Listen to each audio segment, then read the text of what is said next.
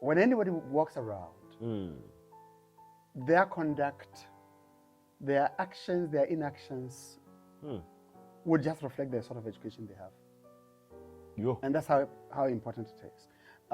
So when you see someone, you can tell how educated, how uneducated the person is. Okay. Hey, the behavior. The issue to me is not education. The issue is personalities. Okay. Or people. Okay.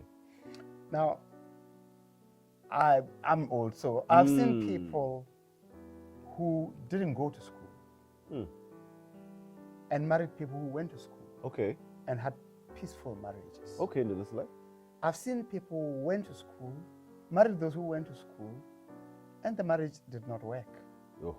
I've seen people who married, took their wives or husbands to school, and eventually the marriage worked.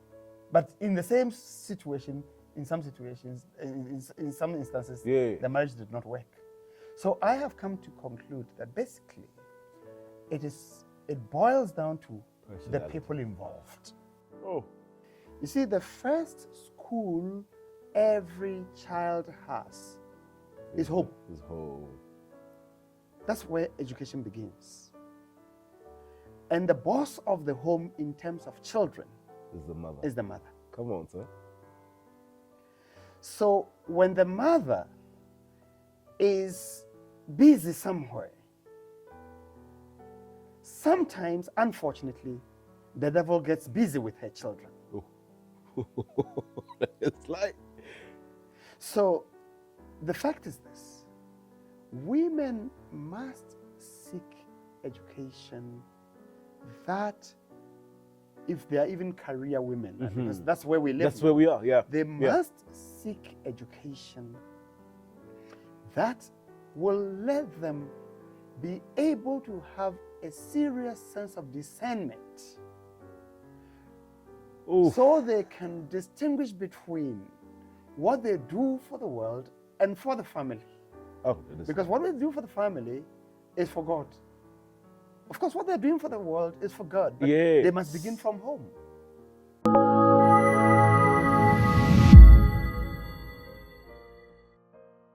Hello again, and welcome to the Family and Marriage Podcast by the Apostles Ministries. My name is Relebile Wampolo, and thank you for joining us today. We want to talk to you about education.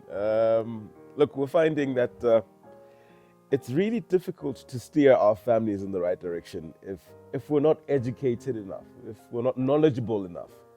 So today we have a very admired man, one of a kind. I'm an avid follower of his WhatsApp statuses because he's always posting stuff from the spirit of prophecy, and he's always somehow just redirecting our attention to some of the most important things. And he's an educator himself. He owns a couple of educational institutions in the country. Nadislai, how are you? I'm good. Thank you so much for coming, Tate. Thanks for having me.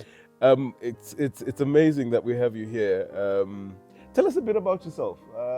Tell us a bit about where you're from and where you're going, probably. I am from Hamatala when I'm in Lesotho. Yes. But when I'm in Ghana, I'm from Kumasi. Oh yeah. But otherwise, the truth is that I have been here for the past, I think, 33 years. That's a lot. You were probably not even born. And I've spent all my days in Maseru. Okay. Teaching. Okay. I started my teaching career in Lesotho from the school. Of course, I taught before. Okay. But here I started from Sifeka High School. Yes, I remember those days. And then ended up at the College of Education where in Sekirova Chocolate. Yeah. And talk to us about the importance of education. That you own a few institutions, the education, I think early childhood training centers, yes? Yes, I do. And maybe talk to us about the importance of the right education, the kind of education we should be instilling, not just in our children, but in our families. First of all, formulate a foundation around our conversation. Thank you very much. I think the very first thing I want to say is when anybody walks around, their conduct, their actions, their inactions would just reflect the sort of education they have. Yo. And that's how important it is. So when you see someone, you can tell how educated, how uneducated the person is. Okay. Per the behavior. Oh. Yes. If you ask me about the importance, I'll start from there. It will tell my origin. Yo. It will tell my value. Yo. That's what education does. Okay. Yes. Of course, there are many other things we can say because, honestly, when you meet someone, and maybe I need to say this, education, as I talk about, is not just school. Okay. If you went to school, you would be said, from my point of view, to have schooled, but probably not educated. Yeah. Yeah. In other words, not everyone who has gone to school Is educated. is educated. Okay. Some people have not gone to school, they are very educated. Ooh. Some people have gone to school, they are so uneducated. Oh, none of this life. Because it has facets, there are aspects of education. Okay. From that vantage point, when we talk about education, we are looking at the physical aspect of education. In your home, as a parent, you need to give kids tasks that will improve their physique. Okay. Hard labor. Hard labor. Modern kids don't like it, but if you don't go through such working with the muscles, Okay. Going to the garden, doing all those, going to the farms, if you don't do that, tomorrow when you lose your job, you will have to be a beggar. Oh. Because you were not educated fully. That one who learned all those can go back home, garden and eat, or go back to the fields and eat. That's education. Oh. Education is also intellectual, and we like focusing on that one. On that one as well, yes. Yeah, and it seems to be the main theme that everyone focuses on, yeah. When you are home with your children, seek to develop their intellect. That will come through reading, quizzing them, giving them cognitive tasks. Okay. When they do all those, give them space to think. That is life. Unfortunately, we have barracks way of dealing with kids. We give rules until they think they are unable to do anything without us. And Shane, that prohibits them from thinking. Yes. And so when I have problems, I have to go back to my parents in life. And when they are not there, then I have to mess up. Oh, okay. We have another aspect of education, actually, which is spiritual. And that's where we normally struggle. Okay. You can take it this way. And it comes back to the question of importance you were asking. You see, your parents expect you to come home with good news. Now, what I mean by that is, at least they'll be very glad to hear you did not steal somewhere. Okay. They'll be very glad you kept a good reputation. Yeah. And of course, if you did, the family is a beneficiary, right? Yeah, return on investment. Yeah, it is. So ultimately, when you groom your child spiritually, and we need to understand that everybody is spiritual. So the question is, did I give my child a good spiritual direction? No. Now, yes. That's true. China. Yeah. When spiritually they are not educated. You see, they may have all the mangolo, right? But that person is not spiritually educated. So he thinks of himself alone. He doesn't think of other people. He does not know that he has to do to others what he wants to be done to him. Right? He doesn't know that he's accountable to God. He doesn't appreciate the echelons of life, that, okay, at the end of the day, I'm answerable to God For my actions. for my actions. Yo, that is nice. So they just do it about myself. People will see my car and say, wow. Sure. So you educate your kid spiritually. Sure. And then the home will smile. So maybe let me pick the last bit and say, as Adventists, we also believe that children should be educated. Our education should have a social factor. You understand? Because it is through society that we all survive. So if you have a child who is a social deviant, if you have a child who cannot integrate himself or herself into society and make an impact, that child lacks education. Yo. Maybe the child is even a menace to society. Because they lack education. They lack education. So when we groom our children, we have to have these 4 things in mind and say, you know what? My child is not going to stay in this house alone. The child will have to go out one day. And so let me come back to you and leave you to come up with another issue, because I want to put it this way and say, you know what? So when you are a parent, whether you are going to school to further your studies, whether you are taking your child to school, these are factors you have to consider, because they will tell whether you benefit from education or not. Yo, physical education, mental education, spiritual education. And social. And social. and we need to obviously bring an equilibrium to all of them, a balance of sorts. Obviously, you couldn't have said it better. Because you see, the problem is some people are too spiritual and not social. Some people are too social, they're not spiritual. So you're very right. Others are just bookworms. They know every stuff, but they can relate to anybody. Oh, no, this line. Others know everything, and they are just physically, they can't do anything. Nothing.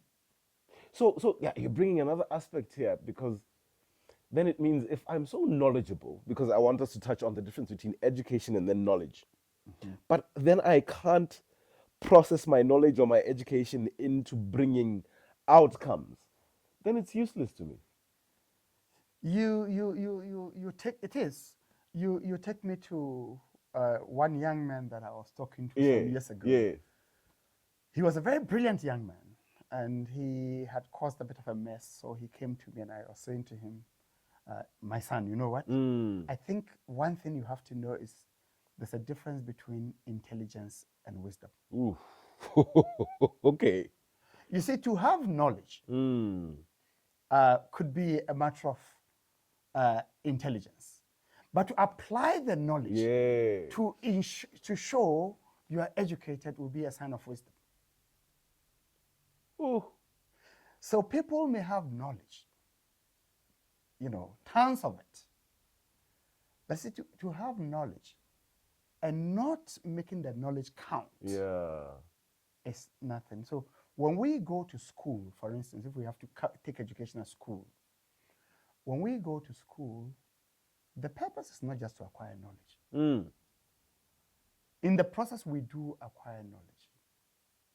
But we want to acquire knowledge that is relevant and functional. So you're not going to consume everything. You just need to consume what will be relevant and functional. Definitely. Because you can testify.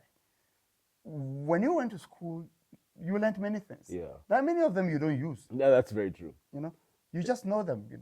I know photosynthesis. I don't use it.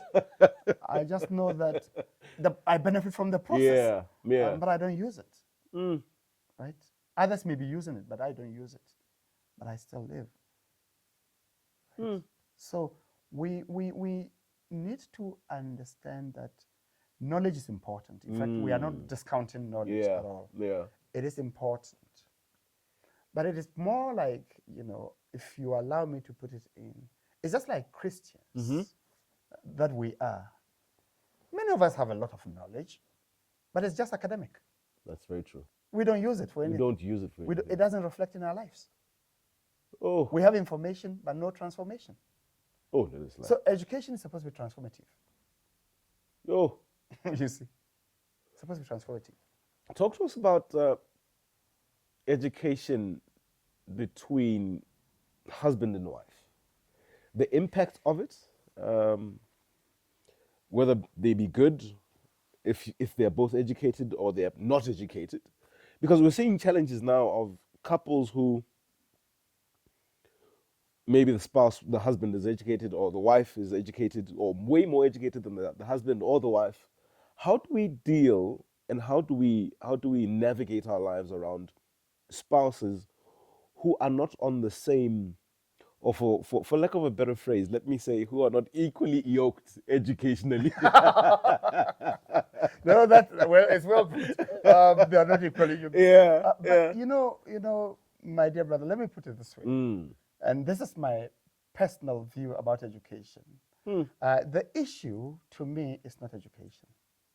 The issue is personalities Okay. or people. Okay. Now, I'm old, so I've seen people who didn't go to school and married people who went to school Okay. and had peaceful marriages. Okay, in this life. I've seen people who went to school, married those who went to school, and the marriage did not work. Oh. I've seen people who took their wives or husbands to school. And eventually the marriage worked. But in the same situation, in some situations, in some instances, the marriage did not work. So I have come to conclude that basically it boils down to the people involved. Oh. Why do I say that? Maybe let me explain this to you, because the one thing I've seen about education is it has a way of, or let me put it simply, education is also a revelator. Okay. It has a way of revealing who you really are. You understand? Okay. So if, let's say, I was arrogant, but I was cool because I didn't have education, the day I graduate with a gown, people will see me now. Oh. I will hide behind the gown and show my real colors. Oh, that is like. It is not because I was educated, necessarily. It has just revealed who I really am. Oh. So in families, sometimes you find a wife, and it often happens. Yeah.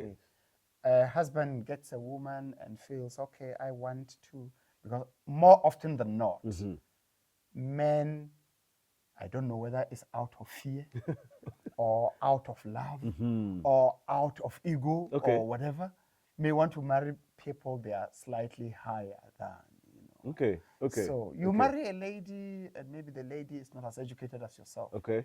Then you take her to school. And so she comes back, and she has more knowledge, right? Yeah, that's true. And she begins to now apply some of the philosophies she learned. Hey. She challenges you. Hey. More than you expected her to be challenging you. Oh, come on. Now, I think that in itself is not bad. But it becomes bad if that becomes a revelator that, okay, now the lady feels, yes, we are equal and we will see. And then she starts showing. You see, now it's not education, it's herself. Ooh. So she begins to make the man feel, yeah, I'm here. Yo. Now, of course, we also have instances where people marry. And I know I have personally dealt with a case like that. The person feels he's educated more than the wife. And so to him, the wife does not count. And that's like, oh. The wife cannot give much of inputs to the extent that I had to tell that young man, you know what? I've seen this before. No. I know someone at home Mm. who actually told me that I wish I had listened to my wife. Oh. I bullied her with my education. But now I see she was very smart, even though she was not as educated as myself. Come on. But they had lost a lot of grounds already. Hey. You understand? So, education is important. But we should not use education as a standard of wisdom. Oh, we should not use it as a standard of integrity. We should not use it as a standard of ability. Because it is never the only tool for making it. Oh, okay. Yeah? Yeah. Talk to us about the spiritual aspect then of the education and where the man is involved, about the type of knowledge or the type of education that he should be concerned with when it comes to his family. Spiritually, I think I'm loving that aspect of spiritually educated in order then to be able to lead this unit. You know, spiritually, per God's arrangement, the man is the head of the home. Now, you know, it's very nice to hear you are the head. But of course, it comes with responsibility. Yeah, that's true. You are the spiritual leader of the home. As well. The priest. The priest. Of the household. And, you know, that has a lot of implications. That's very true. What it is that, okay, I have to ensure that my wife and children are educated. Now, when we read in Proverbs 22, verse 9, that common text that talks about training up the child, the way he should go, we often just gloss over it and go. But, you know, that text has a very important connotation. Okay. When you are told to train up the child, it means you have to be a trainer. Yourself. Ooh. So the question is, are you trained? Are you trained? So if you are not trained to be a priest, then a blind man will be leading a blind man. You see, so if you are spiritually in touch and in charge, then you are able to make capital decisions. Like, you know what? I know that this school is good, but my child is not going there. Because I want my child to get certain aspects of spiritual development that can rather be found in that school. So all these things don't just happen in the house. They even affect our choices of school, our choices of where kids should play, what kids should do, what they should watch. You know, it comes in a big package. You know, so yes, that spiritual side is very important, and it is always in the hands of the father. And I want to be honest, these days we chase money so much, we neglect those things. That's very true. You understand? So homes are actually in tatters, to say the least. Because the father is no longer a trainer, and everybody is just walking their direction. And that is the disaster we face. So the child goes out spiritually not trained. And we take our kids to schools where they will speak very good English. Okay. Right? Now, there's nothing wrong with speaking. There's nothing wrong, very good English. But see, that in itself is not life, you know. Allow me to be a bit not defensive and offensive. Allow me to hang in between and say, but I should not be stoned, you know, and say, you know, language is just, I mean, English is just language. And it doesn't show anything else. You understand? Doesn't show the level of, So, of education. My linguistic Yeah, ability yeah. is not a sign of my spiritual development. Oh, It's not a sign of my intellectual development Oh. necessarily. It is not a sign of my physical development. yes, sir. It's not a sign of my social development. Oh, You know. So these are things we when you choose life, and allow me to put it this way, the spiritual education is actually the thread that weaves through the physical, the social, as well as the intellectual part. come on, Daddy, come on. Because God is first. Yo, okay. Ake wa bona hore motho a dumelang ho badimo Yeah, o ba beya pele. that's true. So I'm talking God because we talking God here, the creator God, Yeah. that is. Because everyone puts their every serious person puts their spirituality first. Yo, So it tells the friends I have to choose. come on. It tells the book I have to read. It tells the food I have to eat. It tells the community I should be part of. It tells, so it's big. Yo. It's big. This reminds me of something that we spoke of maybe a couple of years ago, where you, in your personal life, you took your children back home to Ghana to seek an education there. And that for me was a bit interesting because but we have so many schools here in Maseru. Why wouldn't this like take his kids all the way back home? And there was something that you touched on there that brought my attention to the fact that maybe the type of education that our schools are developing nowadays is no longer as valuable as we think it is. Talk to us about how you came to make that decision and what the differences are. I would be honest with you and say, I think worldwide, education is changing. Okay. It's undergoing reforms. For me as a Christian, not for the better. Okay. But for the worse. For the worst. Right. But coming back to your question, I took my kids to Ghana, my home country, for a number of reasons. Please. The first one is still educational, not necessarily about the quality. Okay. But you see, education, when we say is social, is whatever, I felt, together with my wife, and probably I need to take advantage of this and say, my wife did me a great service, a great job by supporting me in that decision. Because we both understood that, the kids are here, socially they're fine. But you see, because they are a coin, and of course, understand me, every human being is a coin.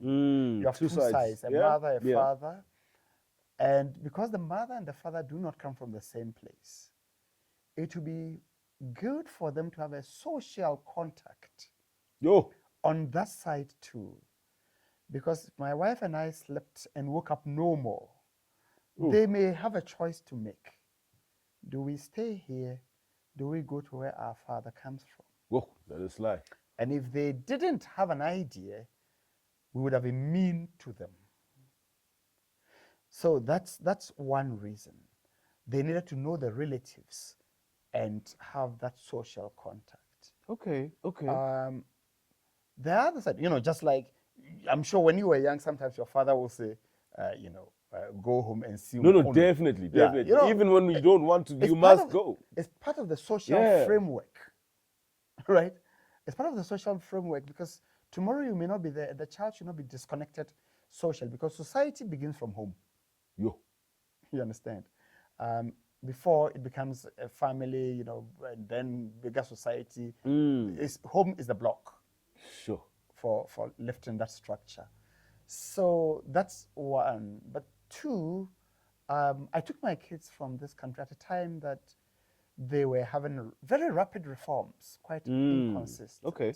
And as an educator in this country, I want to be honest, I didn't want my kids to be guinea pigs in those. Wow. So I opted for a more stable system, because Ghana had undergone changes before, and the system was a lot more stable. I Yes. hear you. And I'm not saying this with any bias, but I also believe in the quality. Oof. I'm thinking the quality is a lot better than I see. Or let me say, I saw here at that time. At the time. And I honestly, I'm not regretting for that. They're fine. They're doing quite well. Maybe you can check. Education in Ghana is not as bad. And of course, the other side of it is also a way of building them up. I personally believe in grooming children at a very youthful age. Give them principles. Then let them practice the principles. Give them space to practice the principles. If they make mistakes, help them. Okay. I don't believe in, as I said earlier, the barracks approach to grooming children. Because God doesn't groom us that way. He gives us principles. He gives us principles. Okay. You understand? So to me, the key benefit of taking my kids to Ghana, which I tell them all the time, is independence and ability to make decisions. Ooh. When you are in the boarding school, then you are struggling, make decisions. When you come home, you have problems, make decisions. Where you need to contact me and your mom, but learn to make decisions. So in the process, when they chat to me, you can see socially they're becoming fine. They're learning to live away from home, to be without parents, and thinking, okay, when we finish, we may not even come and stay with you, And to me, that's important, because that's how I was groomed. Yes. I started my boarding life when I was young, and that's why you find me here. When I thought I wanted to change my life in a different direction, I want to travel somewhere, I just told my parents, I think I'm tired of being here. Let me try my life somewhere else. You understand? And they didn't have any problem, because they were used to me trying things on my own. Wow. You understand? So I want to give them that, and I'm praying it works. I know you are an avid follower, a reader, researcher of the spiritual prophecy. And like I said earlier, I follow most of your status updates.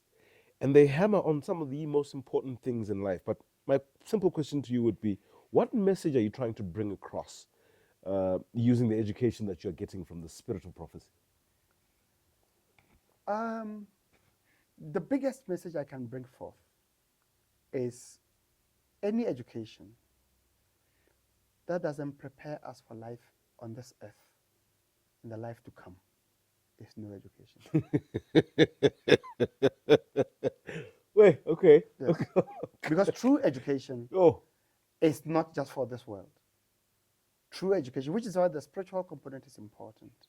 True education is to prepare us for the kingdom to come, to become inhabitants of heaven. And that's it. So all in all, I mean, if we say we are going to school, sometimes we go to school because we want money. Yeah, that's true. And it's, money itself is not the issue, but the question is, and then what? And then what? So we need to seek education that will ultimately make us candidates of heaven. And that is important, which is why, like you are rightly saying, families need to be very alert in terms of these things, because we have had our children go to school and some ended up choosing professions that even took them from the path of God.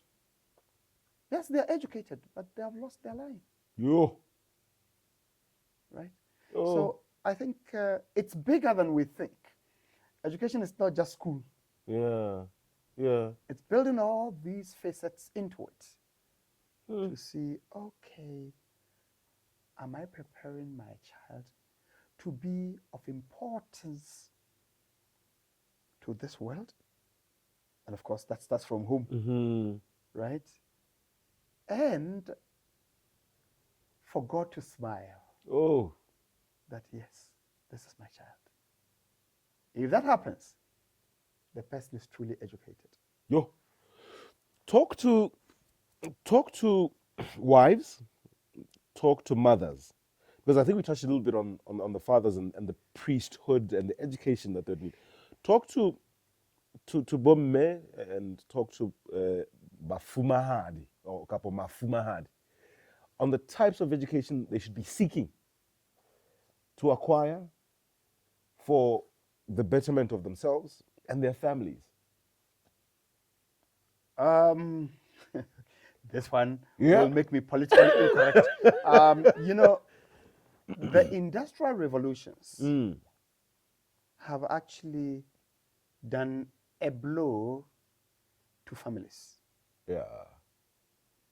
Yeah. Now, as I say, with women becoming career women, a lot has been lost.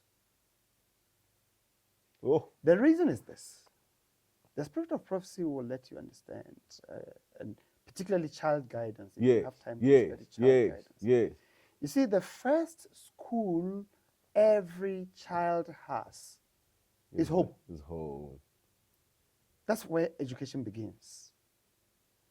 And the boss of the home in terms of children Is the mother. is the mother. Come on, sir.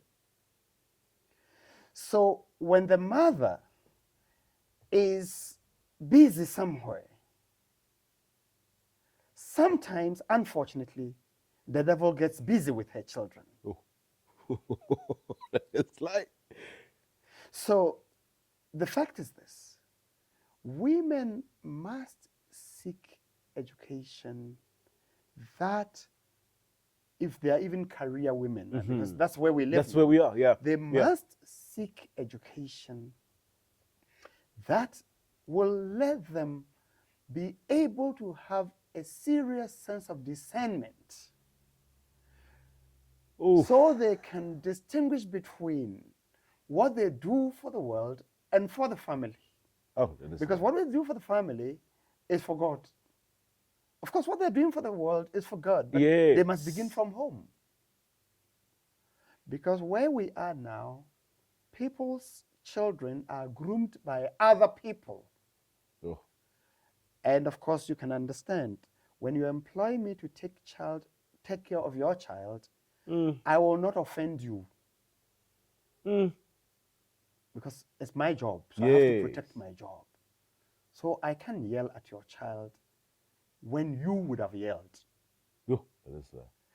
So, bomme kaneti kopoyaka kohor. Yes. Kapabuipiliso baka kohor. Yes. In spite of your busy schedule, know that home is important.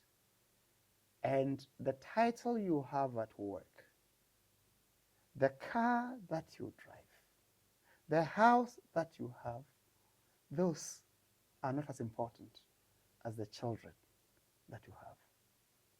Because we will have to give account. And so the education we need for those mothers should be education that has all these things I've already talked about. The spiritual component, the whatever. A woman must be very educated to groom a child. Yo, come on. Because she's the main trainer of the child. Yes. You understand? And I would dare say this, if a woman is not good, the family is doomed. Okay. Because the man doesn't just have stress, but the children are lost. Oh. Yo, that is like, I want to bring in a curveball before we close. We've got different dynamics of different families. We've got single mothers who are raising boys. We've got single fathers who are raising girls.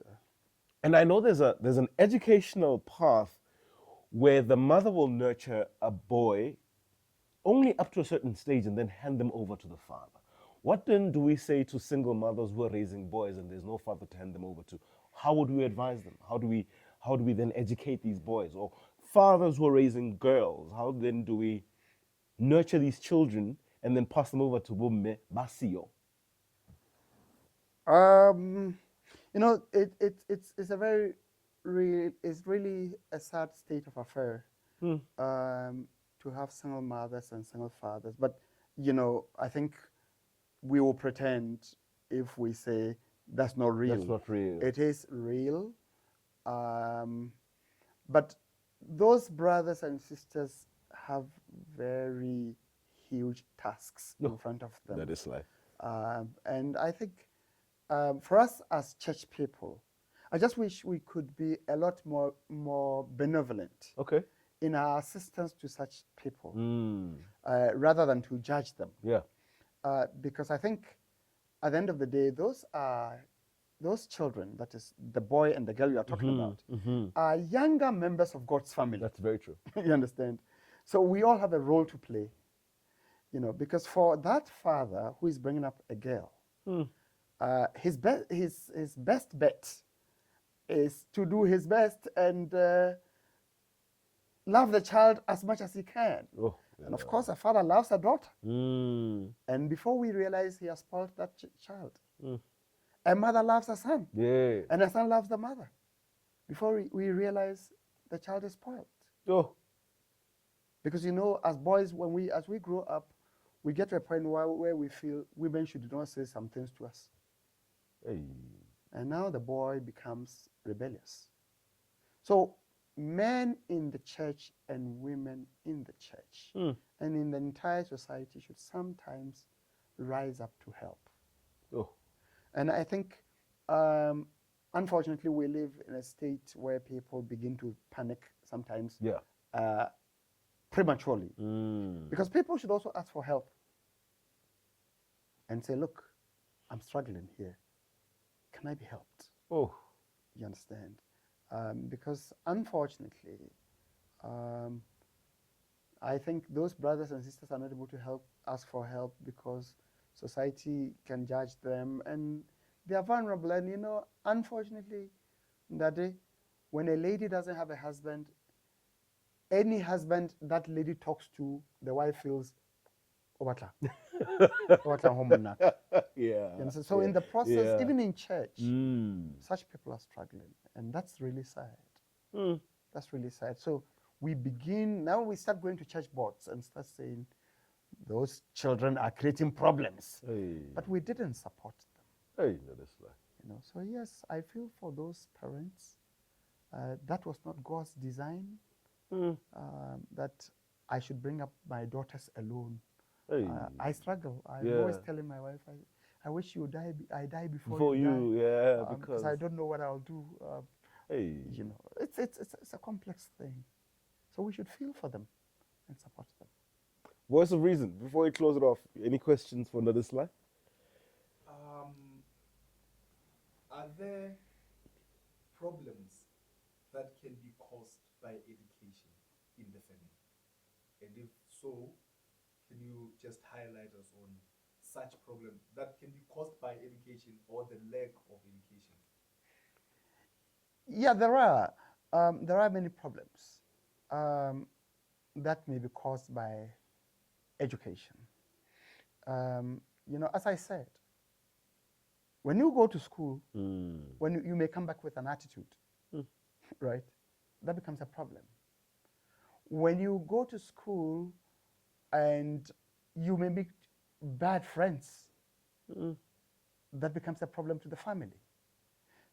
You go to school, going to school itself, I'm emphasizing school because I want to just pick education from that angle now. If you left your wife and went to school now, you may probably even come back with a big problem because, number one, you leave financial problems. The little money must go to support you at school more than you expected. And you have to live on scanty resources. So, acquiring education now becomes a problem to the family. And the sad reality is now maybe you come back, as I said, you come back with attitude. Because we have had instances, people go to school they come back with new wives, new girlfriends, new boyfriends, new husbands, new characters, whatever. Which, as I said, may not necessarily be the education itself, but the environment of education created it. Oh. So we can attribute that problem to education, but ultimately it's the person. So those can be problems. But the other side of it is that, you see, lack of education can be a problem. You know, let's be honest and say the cost of ignorance is often higher than the cost of education. That's True. That's So true. sometimes people may not understand minor things, because the other good thing education does is it offers exposure. It kills fears sometimes, you understand? And it gives you a daring attitude. Because you see, in life, sometimes you have to dare to move, you know. So when those things, people are not educated, sometimes they are scared. They become extra calculative. They become extra pessimistic. They become doubtful. They become, they lack confidence. And, you know, those things can take a big toll on a family, because especially if in that family, there's no balance, one is higher than the other, and maybe you see the way forward because you are exposed a bit more, Okay. and this one doesn't see the way forward. So it's like every time you want to go forward, you have a courage that pulls you back, and that can create lots of stress in the family. Wow. You own or have founded a few institutions. Tell us a bit about them. How do we enroll our children? What programs do you provide, and all of that stuff? We have a preschool Okay. at DLM under the name Kid Care Academy, Okay. Hobisana. You can go to our Facebook. You can visit our website. You can call me or call my wife. Yeah. Because I'm not allowed to advertise here, I'm not leave numbers. We also have a primary school, a very beautiful primary school. In fact, I'm not exaggerating, but it's one of the most beautiful primary schools in the country. By way of structure, and by way of also the programs we offer. We actually offer the Cambridge program. Okay. We don't do the local curriculum. We offer the Cambridge program up to the primary program. That is. Okay. That's at Marabing. Okay. And our doors are open. We have some church people have their kids there. We don't discriminate. We welcome everyone. We try to put the things I'm talking about. There's a fiscal component. We do fiscal education there. We make sure they do some work, small manual work. They do. We're even working on a swimming pool that will be soon, quickly, because we want them to get into a lot of activities. So basically, our doors are open for everyone. Okay.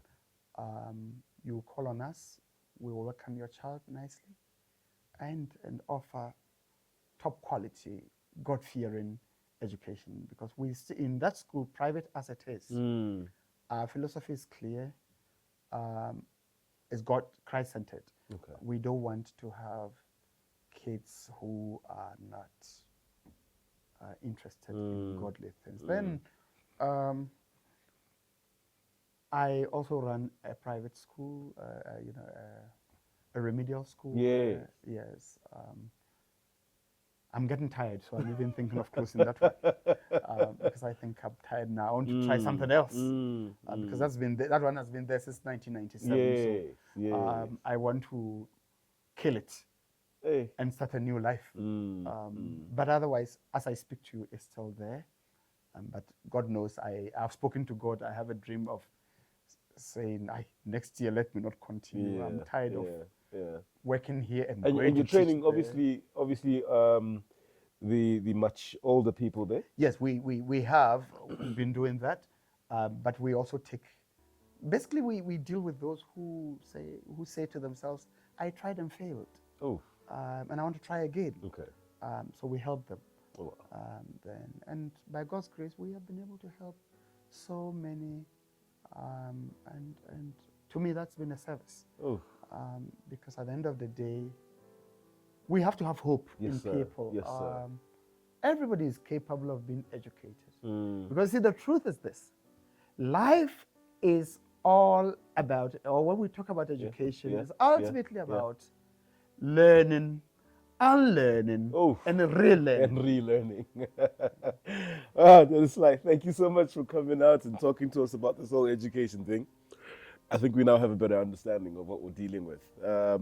And I think I'm going to appreciate it even more now. And I think you can take some time to reflect. And like he says, learn, unlearn, and relearn the important aspects of how we navigate our families and how we push for a brighter future. Thank you so much for tuning in, and I hope you see and join us next time. Do you mind closing with a word of prayer? I know we didn't start I don't with it, mind. but please let's do the right thing. Shall we pray?